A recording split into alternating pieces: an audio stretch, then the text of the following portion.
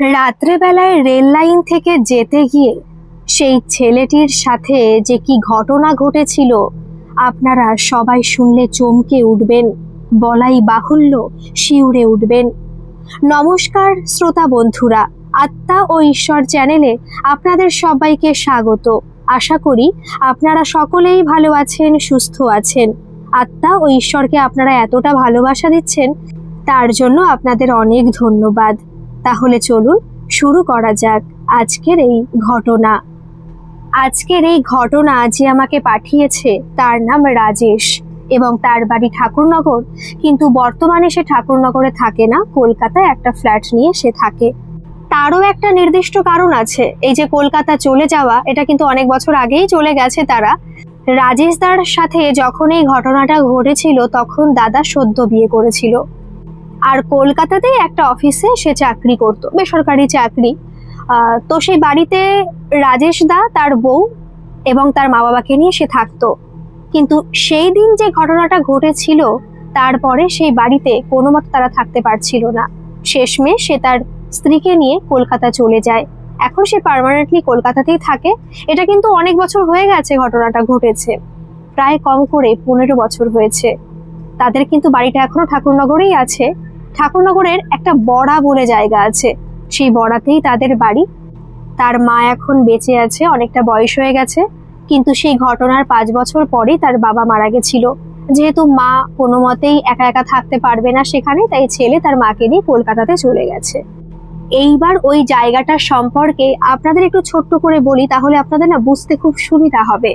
যেটা আর কি বললো রাজেশ দা, ঠাকুরনগর যে প্ল্যাটফর্ম, সেখান থেকে কিন্তু পুরোপুরি সোজা গেলে সেই বড়ার গেটে যাওয়া যায়। বড়ার গেট রয়েছে, পাশে একটা বড় পুকুর, আর তার একটু ভিতর দিকে গিয়ে তাদের বাড়ি, একটু মাঠের ভিতরে, কারণ সেই দিকে নাকি মাঠও আছে। অর্থাৎ যদি আপনি সেই বড়ার গেটে দাঁড়িয়ে ঠাকুরনগর প্ল্যাটফর্মের দিকে তাকান, তাহলে আপনি ঠাকুরনগরে যে ওভারব্রিজটা হয় প্ল্যাটফর্মে, সেই ওভারব্রিজটা দেখতে পারবেন, এতটাই কাছে। সেই দিন কি হয়েছিল, দাদা যেহেতু কলকাতাতে একটা অফিসে চাকরি করত, সদ্য এই 8-9 মাস মতো হয়েছে বিয়ে হয়েছে তার, সে বরাবরই ডেলি প্যাসেঞ্জারই করত। বাড়ি আসতে আসতে প্রায় 8:30-9টা বেজে যেত। ঠিক আছে, প্রত্যেকদিন এইভাবেই চলছে। সেই দিন উইকডেজ ছিল, দাদা যথারীতি অফিসে গিয়েছিল, কিন্তু কিছু একটা সমস্যার জন্য রেল লাইনে, এই বনগা লাইনে ট্রেন চলবে না।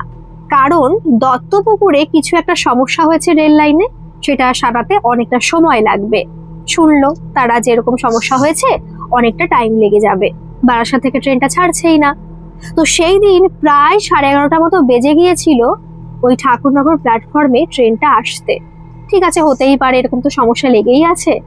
রাজেশ দা প্ল্যাটফর্মে নামলো, 11:30 কিন্তু বাজে। 15 বছর আগে, মানে কিন্তু খুব বেশি দিন হয়ে গেছে এমনও নয়, তবুও প্রথমত ঝড় জলের রাত, দ্বিতীয়ত লেট হয়ে গেছে। আর সব থেকে বড় কথা, এই সময় অটো তো চলেই না, কারণ অটো নাকি 9টা-9:30টার পরেই বন্ধ হয়ে যায় আর চলে না। আর ভ্যান চলে, মানে সচরাচর ভ্যান চলতে থাকে, কিন্তু সেই সময় কি আর ভ্যান চলবে? প্রথমত 11:30টা বেজে গেছে, আর দ্বিতীয়ত হলো ওই ঝড় জলের রাতে তারা কোনো মতে সেখানে থাকবে না। এবার দাদা কি করবে? খুব বেশি কিন্তু দূর নয়, এখান থেকে দেখলে মনে হবে বড়া তো সামনেই রয়েছে, যে বড়া বলে জায়গাটা রয়েছে আর কি। কিন্তু রাস্তা যদি ঘুরে যাওয়া হয়, আনন্দপাড়া বলে একটা জায়গা আছে, এটা বললো যে ওই যে ঠাকুরনগর প্ল্যাটফর্ম, তারপরে ঠাকুরনগর প্ল্যাটফর্মের ইস্টের দিকে পড়ে, রেল লাইনটা পার হয়ে বড় রাস্তা দিয়ে আসতে হয়, তারপরে ওই বড়ায় যেতে হয়। অনেকটা কিন্তু ঘুরপথ, টাইম লাগবে যেতে।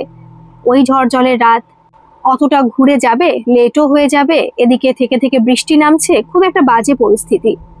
তখন ওই রাজেশ দা একটা ডিসিশন নিল যে রেল লাইন ধরে, যেহেতু কাছে লাইট আছে, লাইট সবসময় থাকে, তো ওই রেল লাইন ধরে বাড়ি যাবে, তাড়াতাড়ি হয়ে যাবে। বাড়িতে কাউকে ফোন করে জানায়নি যে আমি রেল লাইন ধরে আসছি, তাহলে হয়তো মা বা তার স্ত্রী রাগারাগি করবে, টেনশন করবে যে রেল লাইন ধরে আসতে হবে না, তুই একটা কাজ কর, তুই এরকম রাস্তা ধরেই আয়, যত লেট হোক না কেন, হয়তো বলতো, কিন্তু ফোন করেনি। ফোন করে বলছে ঠিক আছে, লেট হয়েছে, আমি যে করে হোক চলে আসব। শুরু করলো রেল লাইন ধরে যাওয়া, সোজাসুজি চলতে আরম্ভ করলো, যাচ্ছে। মনের মধ্যে ভয়, আর একটা ব্যাপার, ভয় কিন্তু তেমনও নেই, কারণ প্রথমত ছেলে মানুষ, আর একটু ছেলে মানুষের কিন্তু বরাবরই একটু ভয় কম থাকে, এটা আমরা সবাই জানি। তার এক সত্যি সাহসী হয়। আর তারপরে ভাবছে যে এখন যখন বিপদে পড়েছি, এখন ভয় পেলে চলবে না, যাই। কিন্তু দেখবেন প্রত্যেকটা মানুষই একটু খেয়াল করে দেখবেন, এই রেল লাইন জিনিসটা এতটা সেন্সিটিভ না, যে কোনো মানুষের একটু মনের মধ্যে ভয় জড়িয়ে থাকে। কিন্তু শোনা যায় তো যে রেল লাইনে আর ওই জায়গাটায় অনেক না অ্যাক্সিডেন্ট হয়েছে, রেলেরই অ্যাক্সিডেন্ট। জামদানি বলে একটা জায়গা আছে, ওখানে বেশি হয়, কিন্তু না, তার বড়া যেতে হলে জামদানিটা পেরোতে হবে না, কারণ বর্ডার থেকে জামদানি আরো দূরে, তারও ডবল আর কি, যতটা সময় আর কি ঠাকুরনগর থেকে বর্ডার পর্যন্ত আসতে লাগবে তার থেকে আরো ডবল। তো ভয় ভয় লাগে, শুনেছি জামদানিতে এরকম এরকম হয়। কিন্তু শুধুমাত্র জামদানিতেই এরকম ঘটনা ঘটেছে তা কিন্তু নয়, ওখানে না বাগানপাড়া বলে একটা জায়গা আছে। এটা হলো ওই যে বর্ডার গেট, তার আগে পড়ে বাগানপাড়াটা। সেখান থেকেও কিন্তু অনেক ঘটনা শোনা গেছে। ওই বাগানপাড়ার পাশেই কিন্তু একটা বড় মাঠ রয়েছে, খেলাধুলা হয়, ওইখানে কিন্তু অনেক ঘটনা শোনা গেছে। কিন্তু এখন তো এইসব কথা ভাবলে চলবে না, নিজের যে মনের মধ্যে যে ভয়টা ওটাকে দূরে সরাতে হবে এবং ভালোভাবেই তাড়াতাড়ি করে বাড়ি পৌঁছতে হবে। আশেপাশে না, রেল লাইনের যে আশেপাশে প্রচুর মানুষজন থাকে, কিন্তু রেলের যে বসতি থাকে সেখানে অনেক ঘুপচি মতো ঘর রয়েছে, সেখানে কিন্তু অনেকে থাকে। তারা সমস্ত মানুষ ঘুম, কোথাও লাইট বা কিছু জ্বলছে না, তাই না একটু ভয় ভয় অবশ্যই করছিল। তবুও তাড়াতাড়ি হাঁটার চেষ্টা করছে। কিন্তু রাজেশ দা আমাকে বলল যে বিশ্বাস করো, আমি এত জোরে হাঁটছি, মনে হচ্ছে রাস্তা কোনো মতেই শেষ হচ্ছে না। তারপরে বাগানপাড়া যে জায়গাটা, সেই জায়গাটায় এসে উপস্থিত হয়। তো সেইখান থেকে সে কোনো মতেই যেতে পারছে না। এই যেতে পারছে না কথাটা বলছি, অনেকে দেখবেন যে কিছু কিছু জায়গায় একটু ভুতুড়ে হয়। ভূত সেখানে আছে কি না আছে এটা পরের ঘটনা, ঠিক আছে, কিন্তু হয়। আমরা অনেকেই জানি যে বা শুনেছি লোকমুখে যে ওরকম জায়গায় কিন্তু এরকম অনেক ঘটনা শোনা গেছে। হ্যাঁ, আমরা দেখিনি, অন্যের মুখে শুনেছি, সত্যি মিথ্যা পরের কথা। কিন্তু আপনি যদি বিশ্বাসও না করেন, ওখান থেকে যাবেন তো আপনার না যে শরীরটা পুরো ভার হয়ে যাবে, মনে হবে যে ওই জায়গা থেকে আপনি কোনো মতে মানে পৌঁছতে পারছেন না অন্য কোনো জায়গায়। তো সেই অবস্থাই হয়েছিল রাজেশদার, যখন ওই বাগানপাড়া বলে ওই জায়গাটায় এসে উপস্থিত হয়েছিল। হাঁটছে, এসে দাঁড়াচ্ছে না, কিন্তু হাঁটছে, তবুও মনে হচ্ছে তার রাস্তা কোনো মতেই শেষ হচ্ছে না। যখন ওই বাগানপাড়াতে এসে পৌঁছেছে, তখন পাশের থেকে না আওয়াজ আসছে, একটা মানে কেউ না কাঁদছে, একটা কাদার আওয়াজ। আবার শুনতে পাচ্ছে যে নুপুর পরে কেউ ঝনঝনিয়ে চলে যাচ্ছে, হেঁটে চলে যাচ্ছে।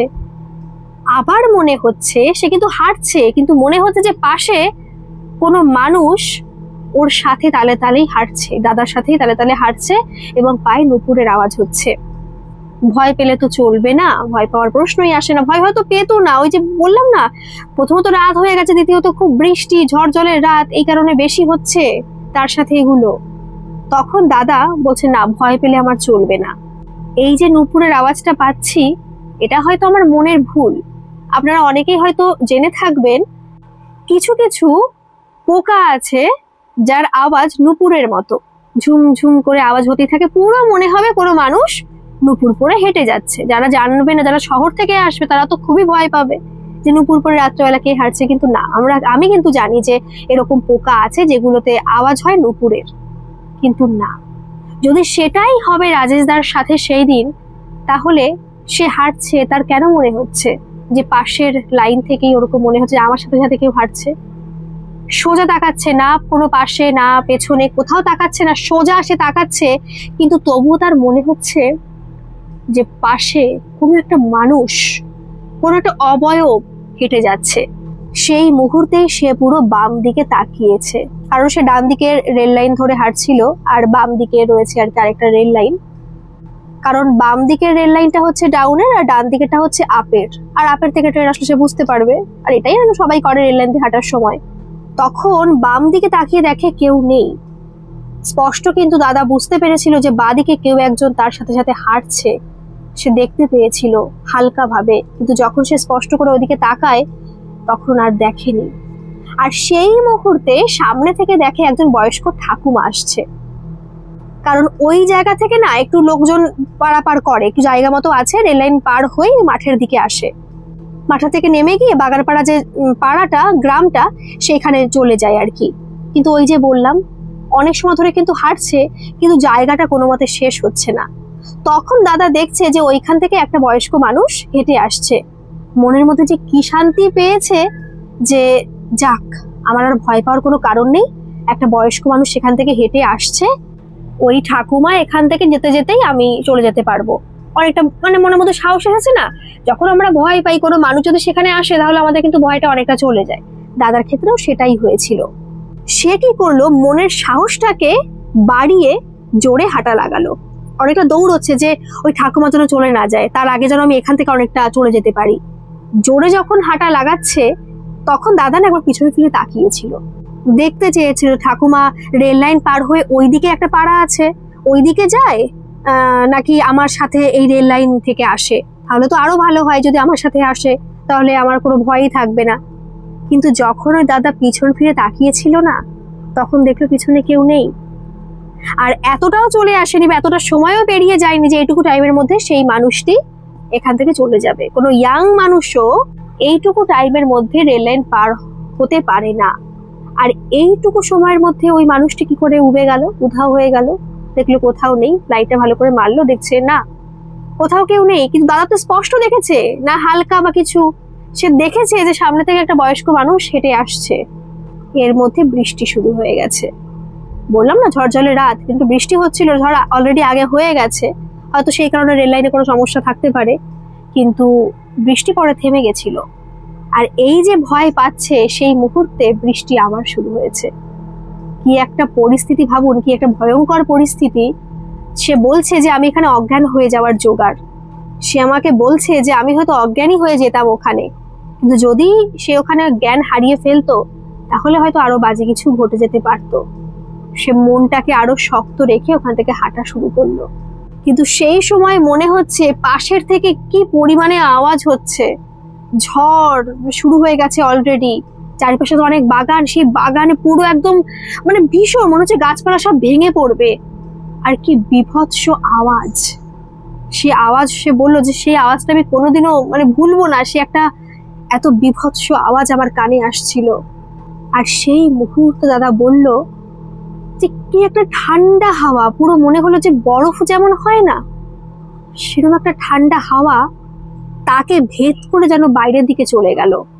তাকে ভেদ করে বলতে মনে হলো যে ভারী একটা হাওয়া, ভারী ঠান্ডা জল যেরকম হয় বরফের যে জল, মনে হলো সেই জলটা ওই দাদার গায়ে কেউ ছুঁড়ে মেরেছে, কিন্তু দাদার গায়ে থাকেনি, পিছন থেকে বেরিয়ে গেছে।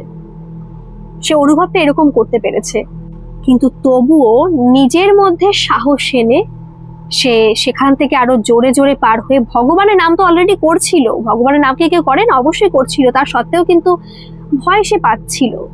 তারপরেও সে ভগবানের নাম করতে করতে এই বর্ডার গেট পর্যন্ত আসে। তারপরে সেখান থেকে সে বাড়ি যায়।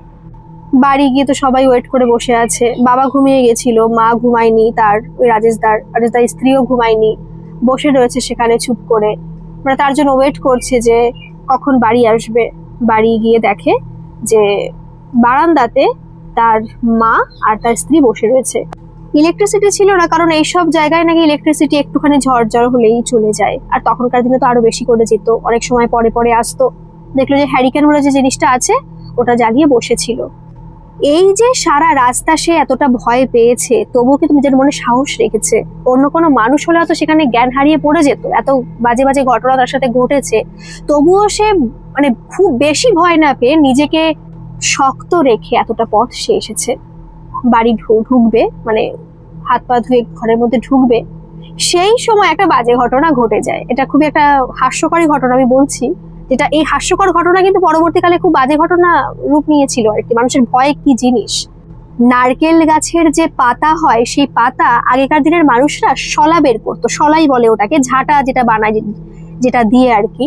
তো শলা বের করে না সেই পাতাগুলো এইভাবে ভালো করে বেঁধে রেখে দিত, জ্বালানিতে কাজে লাগতো। কারণ তো আগেকার মানুষ তো উনুনে রান্না করতো, গ্যাস তো তেমন ছিলই না। তো সেইভাবে বেঁধে ওই যে গ্রিল ছিল গ্রিলের সাথে ঝুলিয়ে রেখেছে দাদার মা, ভিতরে ঢুকেছে। আর ওই জিনিসটাকে দেখে সে পুরো ভয়ে ওইখানে অজ্ঞান হয়ে পড়ে গেছে। মানে ভাবতে পারছেন এত কাণ্ড ঘটে গেল, কোথাও তেমন একটা ভয় পাইনি, ভয় পেয়েছে সেটা পরের কথা, খুব বেশি তোর ভয় পাইনি। কিন্তু এখানে এসে যখন বাড়ি এসে দেখলো যে ওরকম একটা কিছু রয়েছে, সে ভাবলো কিছু একটা মানুষ মানে চুল ছেড়ে মানে খুব বাজে একটা কেউ ভূতই হবে, সে বসে রয়েছে আর তাকে দেখে দাদা অজ্ঞান হয়ে পড়ে গেছে। বাড়ির লোক তো কিছুই বুঝতে পারেনি কি এমন হয়েছে। পরে তাকে হয়তো তার বাবাকে ডাকা হয়েছিল, রাজেশদার বাবাকে ডাকার পরে তাকে ঘরে নিয়ে যাওয়া হয়। সেই রাত্রে জ্ঞান তো ফিরেছিল কিন্তু কথা সে আর বলতে পারছে না, মুখে থেকে কথাই বেরোচ্ছে না। তাকে রাত্রে জিজ্ঞেস করা হয়েছিল যে কি হয়েছে, তুই অজ্ঞান হয়ে পড়ে গেলি কেন? এই যে রেল লাইন থেকে এসেছে এগুলো তো বলতেও পারেনি যে এই ভয়টাই পেয়েছি আর এই কারণে যে অজ্ঞান হয়ে পড়ে গেছে সেটাও বলতে পারছে না। ধুম জ্বর উঠেছে, কিচ্ছু বলতে পারছে না। তারপরে সকালে উঠেছে, সকালে ওঠার পরে ওষুধ, রাত্রে তো ওষুধ ছিল না, প্যারাসিটামল কিছুই ঘরে ছিল না। সকাল হয়েছে, হওয়ার পরে তখনও জ্বর যায়নি। ডাক্তারকে ডাকা হলো, ওষুধ দিল। ওষুধ দেওয়ার পরে হালকা একটুখানি শরীরটা সুস্থ লাগছে, জ্বর কিন্তু যায়নি এখনো, হালকা একটু শরীরটা সুস্থ লাগছিল। তখন সে বলছে যে রেল লাইনের কথা কিন্তু তখনও বলেনি বাড়িতে, ঠিক আছে, হয়তো মা বাবা বকাবকি করবে, স্ত্রী বকাবকি করবে যে ওখান থেকে কেন এসেছো, কিন্তু কেন অজ্ঞান হয়ে গেছে এটা তো বলতে হবে, না হলে তো বকাবকি করবে যে কি এমন হয়েছে, টেনশন করবে। তখন ওই দাদা বলছে যে ওই গ্রিলের ওখানে কিছু একটা ছিল, আমার পুরো মনে হলো যে একটা মানুষ সাদা শাড়ি পরা ওইখানে চুল ছেড়ে দিয়ে বসে রয়েছে আর আমার দিকে চোখ জল জল করে মানে তাকিয়ে রয়েছে, কি বিভৎস চেহারা, ওটা দেখেই আমি অজ্ঞান হয়ে পড়ে গেছি। আর এই কথা শুনে সবাই তো হেসে লুটোপুটি খাচ্ছে, মানে হাসছে কেন বুঝতে পারছেন তো, কেউ তো জানে না এগুলো ঘটেছে, হাসছে কারণ ওরা তো জানে যে এরকম হয়েছিল। আর মানে হয়েছিল বলতে ওইখানে ওইগুলো রেখেছিল, নারকেলের পাতাগুলো রেখেছিল আর ওটা দেখেই ভয় পেয়েছে। এদিকে তখন দাদার বাবা দাদার মাকে বকাবকি করছে যে তোমার কি রাখার কোথাও জায়গা ছিল না, তুমি এগুলো ওখানে রেখেছো কেন, ঝুলিয়ে রেখেছো কেন, অন্য কোথাও রাখতে পারতে। তখন ওই দাদার মা বলছে যে ওখানে রেখেছি তার কারণ হচ্ছে গিয়ে বৃষ্টিতে ভিজে যেত, বৃষ্টি হচ্ছিল আর আমাদের তো ছাদের থেকে একটা তাঁবুর নিচে দেওয়া রয়েছে, তাঁবুর নিচে ওখানে রেখেছিলাম, জল পড়বে না, কারণ ওটা তো আমাদের পরে কাজে লাগবে উনুন জ্বালানোর ক্ষেত্রে, এই কারণে রেখেছিলাম। বলছে ছেলে ওটা দেখেই ভয় পেয়েছে, ছেলেকে একবার ওটা দেখিয়ে আনো যে ওটা দেখ এই রয়েছে। তখনও তো খোলেনি না, দাদাকে উঠালো, অনেক কষ্ট করে, উঠতে তো পারছে না, শরীরটা এতই অসুস্থ। ওটা দেখলো, দাদা দেখলো যে না ওটা একটা মানে ওই নারকেলের পাতা রয়েছে, ওটা দেখেই ভয় পেয়েছে। ঠিক আছে, এখানে সমস্ত কিছু মিটে যাওয়ার কথা, ভয় পেয়েছিল, দেখে নিয়েছে যে কি দেখে ভয় পেয়েছে, বাড়ির লোক সবাই নিশ্চিন্ত যে না যেটা নিয়ে ভয় পেয়েছিল ওটা তো দেখে নিয়েছে যে আসলে ওটা কি, তাহলে হয়তো আর কোনো সমস্যা থাকবে না। এদিকে ডাক্তার তো এসেছিল, ওষুধ দিয়ে গেছে, সঙ্গে সঙ্গে তো ওষুধ খেয়ে জ্বরটা পড়েনি, ওই যে বললাম। তারপরে একটুখানি জ্বর পড়েছিল, কিন্তু বিকেলের দিকে আবার থেমে থেমে জ্বরটা আসছে আর কাঁপিয়ে কাঁপিয়ে জ্বরটা আসছে। তো ভেবেছে হতে পারে বৃষ্টিতে ভিজেছিল হয়তো এই কারণে হচ্ছে, ওষুধ খেয়ে যাচ্ছে। কিন্তু এই করে প্রায় 2-3 দিন কেটে যাচ্ছে, দাদার না শরীর অসুস্থতা কাটছে না, জ্বর কোনো মতে যাচ্ছে না, সবসময় জ্বর মানে আসছে আবার যাচ্ছে, এরকম হচ্ছে। 3 দিন হয়ে গেছে। এইবার কি করবে, ওই ঠাকুরনগর হসপিটাল বলে যে জায়গাটা, ওখানে নিয়ে যাওয়া হয়েছিল ব্লাড টেস্ট করাবে আর কি, কোনো ইনফেকশন বা ম্যালেরিয়া কিছু হলো কিনা, কারণ কাঁপুনি দিয়ে জ্বর আসাটা তো ম্যালেরিয়ারই লক্ষণ আর কি। রিপোর্ট করানো হলো, রিপোর্ট পুরো নর্মাল, রিপোর্টে কোনো কিছু আসেনি। তারপরে আরো 2-3 দিন কেটে গেছে, ছেলের জ্বর কমছে না, কতটা টেনশন মানে ভাবতে পারছেন। আর এই যে 4-5 দিন কেটে গেল, এই 4-5 দিনের মধ্যে কিন্তু থেকে থেকে না রাত্রেবেলা কেঁপে কেঁপে ওঠে ওই দাদা, শরীরটা পুরো ভেঙে গেছে, ঠিক মতো কারোর সাথে কথা বলে না। আর সে তখনও পর্যন্ত বলেনি যে শুধুমাত্র ওই কারণে সে ভয় পায়নি, রাত্রেবেলা সে কোথা থেকে এসেছিল আর সে কি পরিমাণে ভয় পেয়েছে তখনও কাউকে জানায়নি। খুব বাজে একটা পরিস্থিতি, এতদিন মানে 5-6 দিন হয়ে গেছে জ্বর কমছে না, রিপোর্ট ভালো, তাহলে সমস্যাটা কি হলো। তখন পাশের বাড়ি থেকে একজন বলল যে তোমার ছেলে তো ভয় পেয়েছে, কারণ ওই যে তুমি বলছিলে ওই যে কি একটা দেখে নারকেলের পাতা দেখে ভয় পেয়েছিল, হয়তো ভয়টা কাটেনি আর যেই কারণে ভয়টা জড়িয়ে গেছে। একটা কাজ করতে পারো, তোমার ছেলেকে পাশের ওই দাদুর কাছে নিয়ে যেতে পারো, তাহলে হয়তো দাদু আছে ওখানে, তাহলে হয়তো ঠিকঠাক হতে পারে। কিন্তু ছেলেকে মানে রাজেশ দাকে দাদুর কাছে নিয়ে যাবে কি করে, সে তো বিছানা থেকেই উঠতে পারছে না, এতটাই শরীর খারাপ, এতটা শরীর ভেঙে গেছে, তার চোখ মুখ পুরো শুকিয়ে গেছে, যেরকম শরীর ছিল তার পুরো অর্ধেক হয়ে গেছে, উঠতেই পারছে না বিছানা থেকে।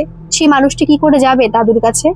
তখন দাদুকে খবর দেওয়া হলো যে আপনি একটু আসুন আমাদের বাড়িতে, ছেলের শরীর খারাপ, ছেলে কোনো মতে উঠতে পারবে না। দাদু ভালো মানুষ, দাদু আসলো বাড়িতে। আসার পরে দাদু ওই রাজেশ দাকে দেখে নাকি বলেছে যে তো সামান্য ভয় না, ও এত পরিমাণে ভয় পেয়েছে যে ভয়টা কাটানো খুব মুশকিল। তখন দাদাকে দাদুই জিজ্ঞাসা করছে যে তুমি কি শুধু ওই নারকেলের পাতা দেখে ভয় পেয়েছিলে নাকি অন্য কিছু দেখে ভয় পেয়েছিলে, সত্যি করে বলো তো।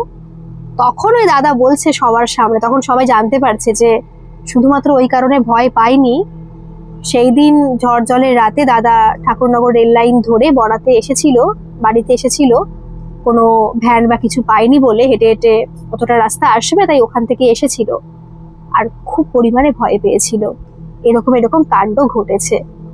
তখন জিজ্ঞেস করছে সবাই যে কেন বলনি, মানে যা পরিস্থিতি হয় সবাই তো খুব ভয় পেয়ে গেছে। মা অন্য সময় হলে তো বকাবকি করতো, কিন্তু ছেলেরা তো শরীর খারাপ, এখন কি বকাবকি সাজে, খুব টেনশন করছে এই কারণে যে রেল লাইনে দিনের বেলা ঠিক আছে আসা, রাত্রে বেলা অত রাত্রে আসা কি সেদিন ঠিক ছিল?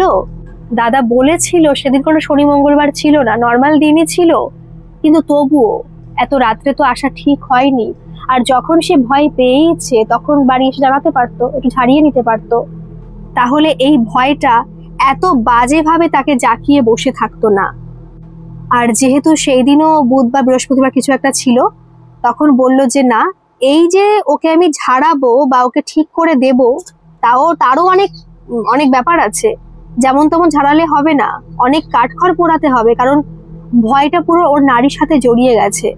শনি মঙ্গলবার দেখেই ওকে ঝাড়াতে হবে।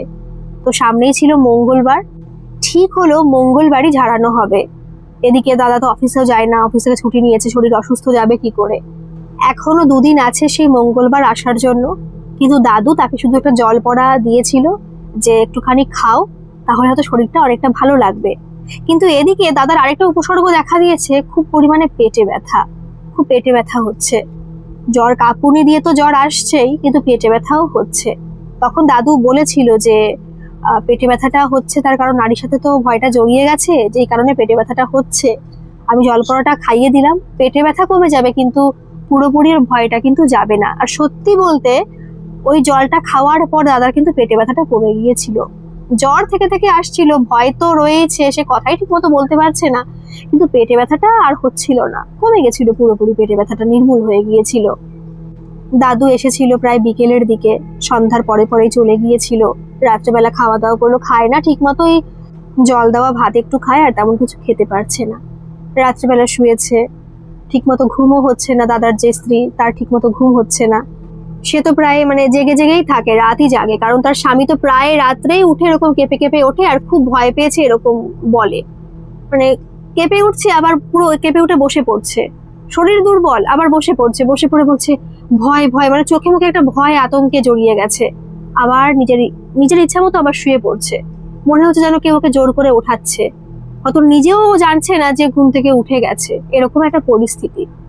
সেদিন রাত্রেও দাদার স্ত্রী জানে যে এরকমই হয়তো হবে, আবার উঠবে, তাই ঠিক মতো সে ঘুমায় না। কিন্তু সেই রাত্রেবেলায় ওই দাদা, তখন কত বাজে, 1:30-2 হবে, তারও বেশি কম হতে পারে, এক্স্যাক্টলি টাইমটা বলেনি, বলছে গভীর রাত। তো সেই সময় দাদা নাকি ওই বৌদিকে, দাদার স্ত্রীকে গলাটা পুরো চেপে ধরেছিল, শুধু চেপে ধরে একটা কথাই বলছে যে ওই সাধুকে বলে দিস আমি কিন্তু যাব না, আমি কিন্তু কোনো মতেই যাব না, আমি একবার যখন এসেছি আমি কিন্তু থেকে যাব, এটা বলে সে আবার শুয়ে পড়েছে বিছানায়। দাদার স্ত্রী তো ভাবছিল যে হয়তো মারাই পড়বে, এতটা কষ্ট হচ্ছিল, নিঃশ্বাস প্রশ্বাস কিছু নিতে পারছিল না, ভেবেছিল হয়তো অনেক সময় এরকম ধরে রাখলে হয়তো মারাই পড়বে, কিন্তু না, তার কিছুক্ষণ পর তো ছেড়ে দিয়েছিল। সে না হতভম্ব হয়ে গেছে, পুরো শকড যে কি হলো আমার সাথে, কি বললো সে। সেই মুহূর্তে ওই দাদার স্ত্রী ভাবছে যে আমি কি করব, এখানে বসে থাকবো, ওনাকে ডাকবো, নাকি আমি শাশুড়ি শ্বশুরকে কিছু বলবো। তখন অনেকটা সাহস নিয়ে সে ওখান থেকে নেমেছে, নামার পরে তার শ্বশুর শাশুড়িকে গিয়ে বলছে যে ডাকছে এরকম ঘরের মধ্যে গিয়ে একটুখানি বাইরে আসুন, এই ব্যাপার, আমার গলা চেপে ধরেছিল আর এই বলেছে, মা আমি কি করে এখন ঘুমাবো তার পাশে, আমার তো খুব ভয় করছে, কি হচ্ছে আমি কিছু বুঝতে পারছি না। তখন ওই দাদার মা বাবা বুঝতে পেরেছিল যে যেমন তেমন কিছু হয়নি, খুব বাজে ব্যাপারই হয়ে গেছে তার ছেলের সাথে। এর আগে শুনেছিল যে এরকম ভূত প্রেত আত্মা শুধুমাত্র মেয়েদেরই বশ করে, কিন্তু ছেলেদেরও যে বশ করে বা হাওয়া লাগে, হয়তো হাওয়াটাই লেগেছিল, কিছু একটা ব্যাপার হয়েছিল যে কারণে এই জিনিসটা ঘটেছিল। সেদিন রাত্রেবেলা ভাবতে পারছেন কি একটা পরিস্থিতি বাড়ির।